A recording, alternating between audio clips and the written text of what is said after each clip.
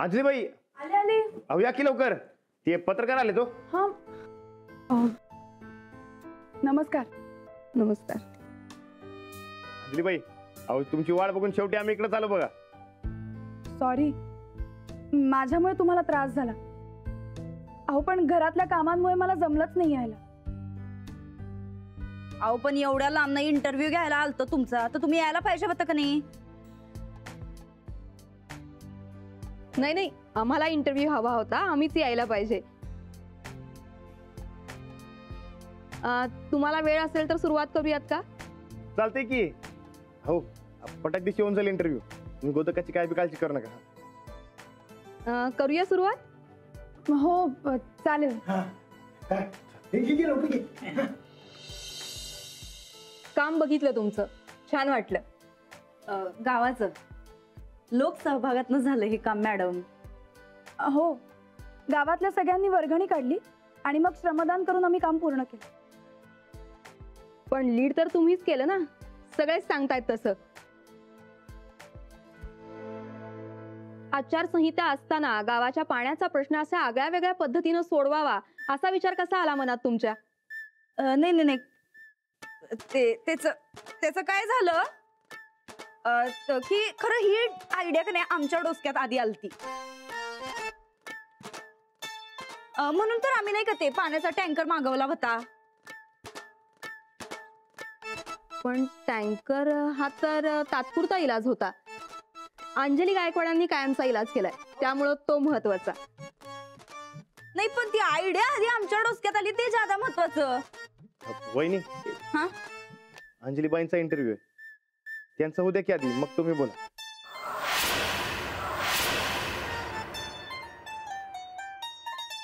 तेच की. आणि हे बघ, तुला गप बसणं जमत नसेल तर आज जा, गोदाकाची काळजी करता. जा जा जा, उठ. काय काळजी घे, जे खरंय ते बोलायलोय आम्ही, खोटं कशाला बोलू? वहिनी तुम्हाला विचारल्यावर तुम्ही सांगा, उगा अंजलीबाईंची लिंक तुटाय नको. आम्ही आपलं कॅमेरा जरा इकडं आलता म्हणून आपलं. सुनबाई सगळे सांगायलात ना, जरा शांत राहा की. तर बॅक टू द पॉइंट, हा विचार कसा मनात आला तुमच्या?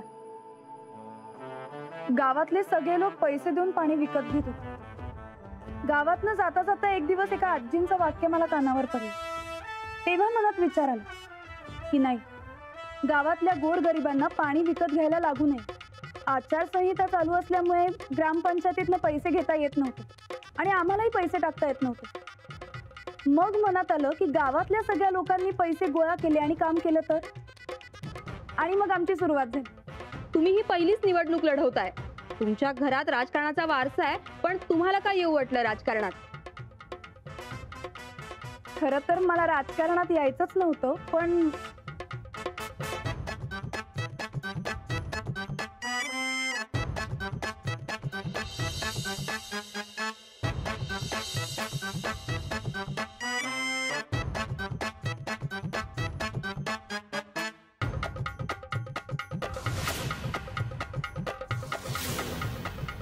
मला माहिती नाही मला राजकारण जमेल का नाही, पण लोकांना समजून घ्यायला, त्यांचे प्रश्न सोडवायला मला नक्की आवडेल.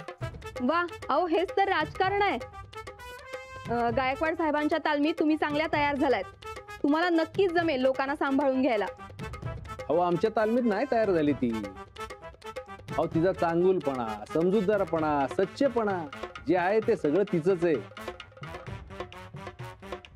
वा, छान वाटलं तुमच्याशी बोलून. Thank you for interview. थँक्स. एक नंबर इंटरव्ह्यू. तुम्ही या ना सगळे, या या ना, या. रेडी? लोकांची काळजी घेणं, त्यांच्या समस्या सोडवणं हेच खरं नेतृत्व. केवळ गोड बोलणं, त्यांना आश्वासन देणं म्हणजे राजकारण नाही, हे त्यांच्या कृतीतून आपल्याला लक्षात येतंय. दौलतवाडीच्या गावकऱ्यांचा त्यांच्यावर प्रचंड विश्वास, प्रेम आणि खंबीर पाठिंबा हेही लक्षात येतंय. शिवाय अशा प्रकारच्या लोकसहभागाच्या कार्यक्रमामुळे संपूर्ण महाराष्ट्रातून त्यांच्यावर कौतुकाचा वर्षाव होतोय. त्यामुळे दौलतवाडीच्या येणाऱ्या निवडणुकीत अंजली गायकवाड आणि त्यांचं जय किसान पॅनल यांचं पारडं जड आहे. अंजली गायकवाडांना त्यांच्या पुढील वाटचालीसाठी शुभेच्छा.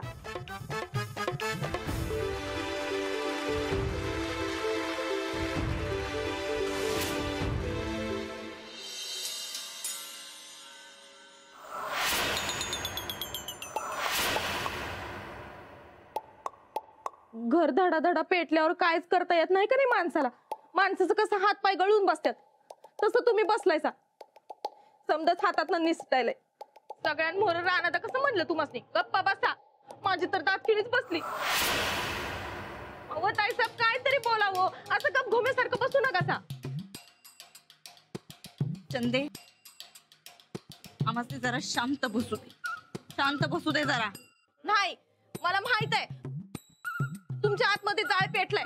त्याला बाहेर काढा नाहीतर आतल्यात करपून जाशीला. या ठोकळ्याला आमचं काय भ्यास राहिलं नाही काय ग चंदे.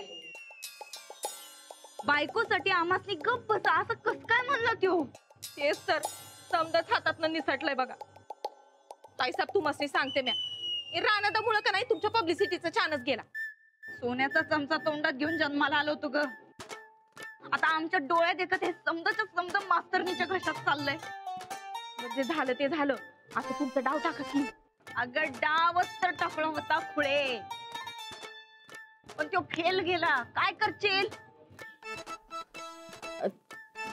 ताईसाहेब अहो ते न्यूज वाल्या चॅनलच्या पब्लिसिटीकडे एवढं लक्ष देऊ नका सा. तसं बी न्यूज चॅनल कोण बघतंय. तुम्ही का नाही ग्रामपंचायतीच्या इलेक्शनाला उभं राहिला का नाही तेव्हा तुम्ही गावातल्या पब्लिसिटीकडे लक्ष द्या. हा असं म्हणतेस. हा उभी राहा जरा. हा उभी राहा. एक काम करायचं आता. भोंगा घ्यायचा आणि आमच्या नावानं अख्ख्या गावात घोषणा द्यायच्या. हा चला निघा. अहो ताईसाहेब तुमच्यासाठी मी ते बी केलं असतं पण माझ्या घोषणांकडे कोण काळ कुत्र बी विचारणार नाही. आणि तसं बी तुम्ही जरी तुमच्या घोषणा दिल्या तरी बी त्याचा उपयोग नाही. तुमच्या घोषणा का नाही फक्त रानादानीच द्यायला पाहिजेत. अगं त्यो बायकोच्या मुठीत गेलाय त्याच तर दुखणं आहे. अव दुखणं कसं घालवायचंय काय तुम्हाला सांगायला लागतंय वय. अव एक चान्स गेलाय दुसरा चान्स घावलाय की. कसला चान्स ग. हे बघा रानादान समजा मोर तुम्हाला कसं म्हणलं गप बसा तर तुम्ही खरंच गप बसा की. कशाला बोलताय सा. अजिबात बोलू नका सा. रुसून बसा. त्यांनी काय होणार आहे. हे बघा तुम्ही रुसून बसला की रानादा तुम्हाला विचारा येणार तेव्हा तुम्ही एका शब्दाने त्यांच्याशी काही बी बोलायचं नाही. जवळ गावात रानादा तुमची नावाची पब्लिसिटी करत नाहीत तवर त्यांच्याशी काय बी बोलायचं नाही. अव बोलायचं नाही खायचं प्यायचं बी नाही अजिबात नाही. अगं चंदे इथं आम्ही काय न खाता पिता उपाशी राहून मेलो की नाही तरी बी घरातल्या कुणाला काय फरक नाही पडणार. अव घर जाऊ द्या रानादासनी तर पक्क फरक पडेल का नाही. इनवणी करा आलं की तुमच्या मनात जे हाय ते बोलून टाका किती असणी. पण हा आपल्याच नावाची पब्लिसिटी व्हायला पाहिजे आणि ते मास्तरनीचं नाव का नाही मातीत मिळायला पाहिजे आणि ते बी रानादाच्या हातनच. हा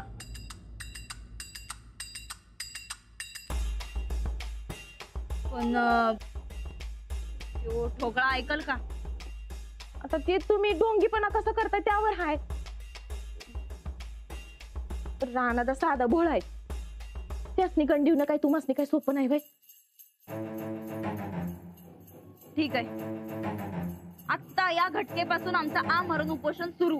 ठीक आहे मग आता तुम्ही रुसलाय आणि आमरण उपोषणाला बसलाय असं जाहीर करा घरात. हा जेवणाच्या टेबलावर आपोआपच जाहीर होत ते.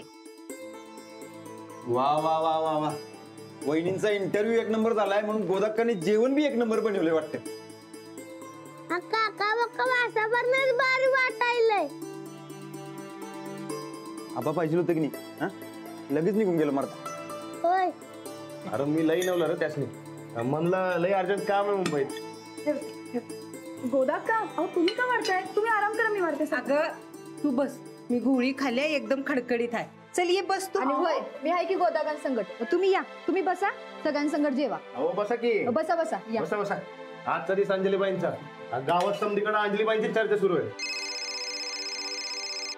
रेणू हा बोल. बघितलंस इंटरव्ह्यू. Thank you thank you. हो मी तुला कोल्हापुरात आल्यावर नक्की भेटते. हो ठेव ठेव. फोन चार्ज केलाय ना वा. अरे मी स्वतः फुल चार्ज करून ठेवलाय. आज अंजलीबाईंनी एवढे फोन येणार आहेत की नाही. हे बघ लाडू तेव्हा त्या लई बिझी असणार आहेत. तर तुझा अभ्यास तू भाऊकडे न्यायचा नाही. जे काय असेल ते आज राहणार शिकवणार आहे तुला. नाही नाही माझं मी शिकतो राहणारा करणं नको. हा लई बाबा पुढारीण बाई काय बाबा. Thank you thank you. अभिमान काय. अहो हे सगळं शिकले ते सगळं तुमच्याकडनं शिकले ना. बरं बरं. हो सांगा आईला येते मी. हो हो ठेवते फोन. लाडू आईने खुश होऊन आपल्यासाठी बेसनाचे लाडू केलेत. उद्या जायचं हा खायला. आणि आम्हाला राहणारा तुला नाही ते नुसते इंटरव्ह्यू देणाऱ्यालाच असतंय. ए लाड्या मग तुला बी नाहीत नुसतं वहिनीच नाहीत ते. नाही मी मावता लाडका आहे आणि माझं नाव लाडू आहे तेव्हा मला बी मिळणार है ना माऊ. हो ए माऊच्या लाडक्या आधी नीट जेव मग उद्या लाडूचं बघू. ते ना वहिनी आले नाहीत. मी हाक मारून आलो पण काकी काहीच बोलली नाही. का माहित नाही रुसलाय बहुतेक. रुसल्यात. काय नाही राहणार मगाशी पोपट झाला नाही का तिचा म्हणून तोंड पाडून बसली असेल. जेव तू. अंजलीबाईंचा इंटरव्ह्यू त्यांचा उद्या की आधी मग तुम्ही बोला. वहिनी तुम्हाला विचारल्यावर तुम्ही सांगा. अंजलीबाईंची लिंक कुठे आली. मी बोलताना त्यासनी अडवलं त्याचा राग आला नसेल व. नाही नाही नाही अरे तिला तिचा इंटरव्ह्यू द्यायचा होता पण असं रिकामटेकडे घरात बसल्या कोण घेतो इंटरव्ह्यू. जेव जेव की मर्दा. लवंग आहेत का ताई साहेबांनी पाहिजेत. का ते दाढ दुखायला काय. नाही आजपासून ताई साहेब आमरण उपोषण करणार आहेत आणि तोंडात लवंगाशिवाय दुसरं काय बी ठेवणार नाहीत म्हणलं.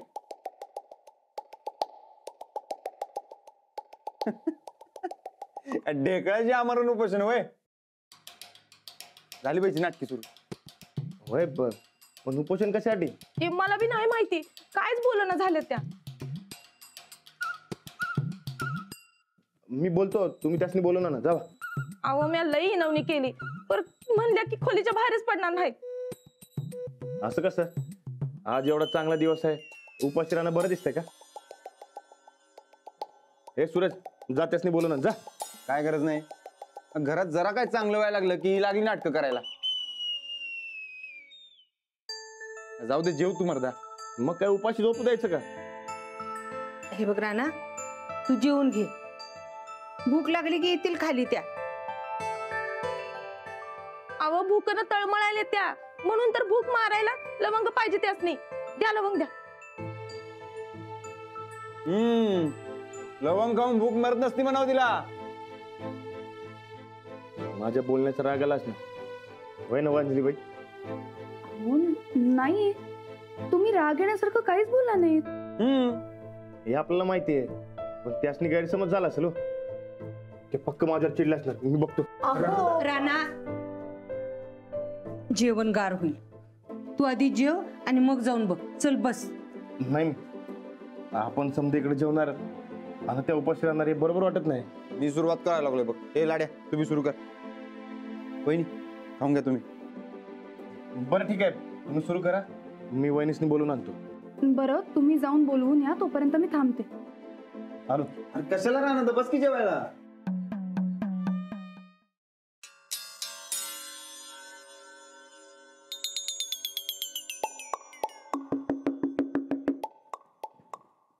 वहिनी आत येऊ का.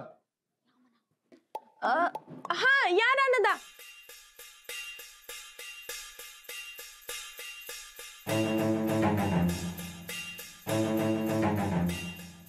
वहिनी काय झालंय. अहो जेवायला चला की.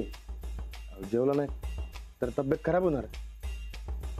जगून तरी काय करू आम्ही राणा भाऊजी. बघा हे असंच भलतं सलतं बोलायला. मी किती समजावून सांगितलं झाला अपमान तर झाला आपल्याच माणसानं केलाय पर त्यांनी लई मनाला लावून घेतलंय बघा. ते माझंच चुकलं जर पण माझ्या मनात असलं काय बी नव्हतं. तुमच्या मनात आमच्या विषयी लई आदर आहे हे माहिती आहे आम्हाला राणा भाऊजी. पण पण अख्ख्या गावाला काय वाटलं असेल हो? ती कल्पना तर आमचा झालेला अपमान अख्ख्या गावभर चवीचवीनं सांगत असेल. तुम्ही तुमच्या बायकोच्या प्रेमापोटी आमसनी गप्प बसा असं म्हणला सा. ते रिपोर्टर समोर काय इज्जत राहिली हो आमची राणा भाऊची. मी माफी मागतो. वहिनी तुम्ही जेवायला चला. नाही राणा भाऊजी, माफी मागून काय बी होणार नाही आता. आम्ही जे काय बोलत होतो ते राजकारणाचा एक भाग म्हणून बोलत होतो, पण ते काय समजून न घेता तुम्ही आमचा अपमान केला असा. नाही वहिनी, तुमचा अपमान व्हावा म्हणून मी असलं काय बी बोललो नाही. पण गावाला तर तसंच वाटणार की. मी सांगतो की गावाला, तुम्ही काय बी काळजी करू नका वहिनी. काय सांगणार गावाला? हेच की मी तुमच्या बाजूने आहे आणि मी तुमचा अपमान केला नाही आणि कधी करणार बी नाही. राणा भाऊजी हे आता नंतर न सांगणं शोभतंय काय? मग काय करू तुम्हीच सांगा. राणा भाऊजी तुम्ही का नाही नुसतं बोलतासा, करत कायच नाही. आज पतूर आम्ही भोळेपणानं तुमच्या शब्दावर विश्वास ठेवला आणि तुम्ही ती मोडत गेला बघा. नाही मोडणार. द्या वचन. दिलं.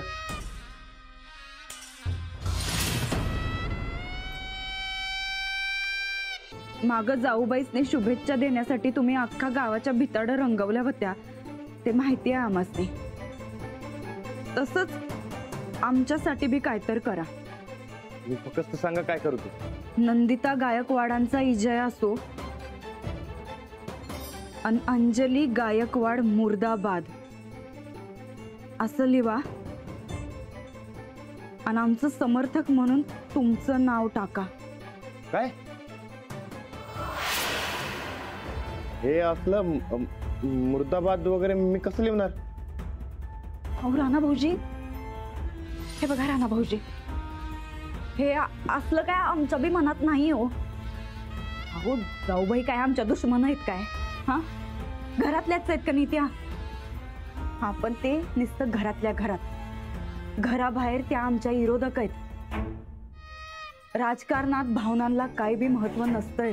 अहो होय वहिनी, पण हे असलं घाण राजकारण मी नाही करणार आणि मला जमणार बी नाही. अहो पण आत्ताच तर तुम्ही आम्हाला वचन दिलं तर. अहो वहिनी, पण हे असलं काय म्हणजे? नाही नाही राणा, थोरल्या ताईसाहेबांचं काय बी लिहू नका सा. फक्त माझ्या ताईसाहेबांचा विजय असो असं लिहा. हा,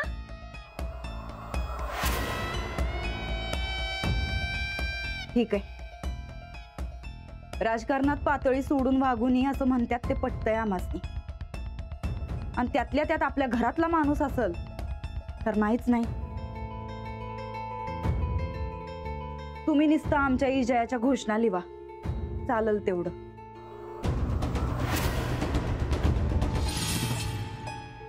ह्यो एकच पर्याय आहे.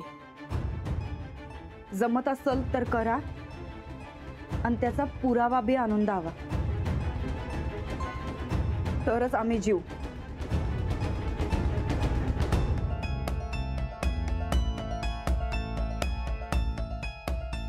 आणि आता जरा आम्हासने आराम करू द्या. मस्त लय कस तरी व्हायला.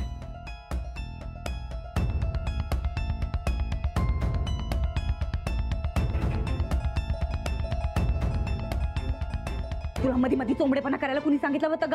हा, अहो मुठीत आलेला राणा निसटुनी म्हणून, व मऊ लागलं म्हणून कोपरानं खणायचं नसते ताईसाहेब. येल गेलं तूप गेलं हाती दुपटणं आलं असतं तुमच्या. तुम्हासनी तुमचा प्रचार करायचा आहे तो होणार आणि राणादाचं तुमच्या विषयीचं मत चांगलं बी राहणार. अहो एका दगडात दोन पक्षी ताईसाहेब. बरं बरं, बास बास कर तुझा म्हणींचा कारखाना. आणि जा बाई, पहिलं काय तर खायला आण आमच्यासाठी, लई भूका लागल्या. जा.